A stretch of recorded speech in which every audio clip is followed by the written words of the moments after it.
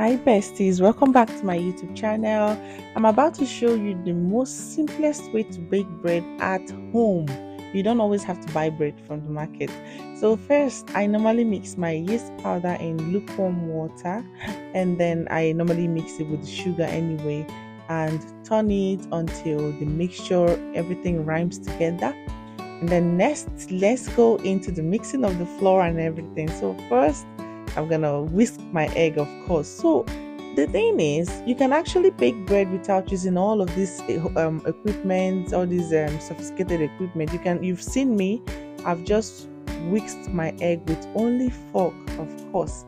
And now I'm gonna add the margarine into the butter, and I'm gonna add part of the egg to the mixture because I want to use half of the egg or the remaining of the egg to what do you call it, to glaze the bread. I will show you what that is as we move into the video.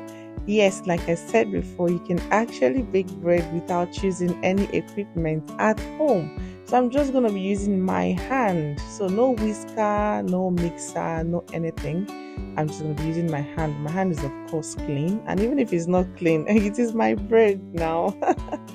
So I've just added the yeast mixture that I already mixed before, and then I'm going to make the dough. I'm going to use my hand, of course, to make this voiceover thing hard though. So yes, you can see what I'm doing. I'm just going to be kneading the dough until the texture is desired.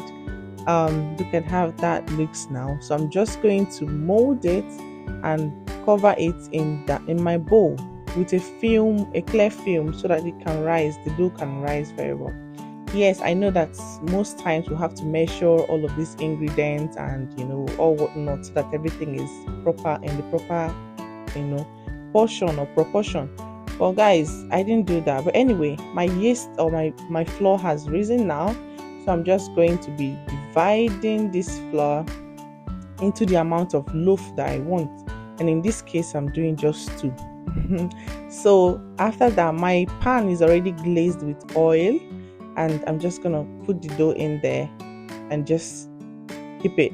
Some people would, after putting the dough in their pan, they will still leave it to rise again, but I didn't do that. I'm just going to go straight into the baking, guys. I've really craved for bread for a long time. So now the oven, I'm going to set it to 180 degrees, and then I'm going to put the bread in the oven anyway, and just let it bake for at least 25 minutes or 30 minutes or more. But you can literally see from outside when the whole thing turns brown, so you know that okay, it is doing it is doing indeed. Anyway, so this is the remaining eggs, and I'm actually using it to glaze the bread like I said I was going to do. Of course, after glazing each side, I had to turn to the other side to glaze the bread as well, and also to let the other side bake for a little bit. So after the glazing, I put it back into the oven and allowed it to bake at least 5 minutes. I mean, you can do 10, but for me, I just want the bread. My bread is already done. I was just doing a topping. So yes, I was just looking at the bread. I'm like, is it really done? I was just doubting myself. Well, guys, the bread is actually done, and the quality of it is top notch. This is actually how the inside looks. I mean, it's not the best of the breads, but it's enough to quench my craving. I was just, I think, 1 month postpartum here, and I really did want to eat bread. I mean, I brought the craving from pregnancy into postpartum period. But you can tell that it is good, guys. Happy baking, guys.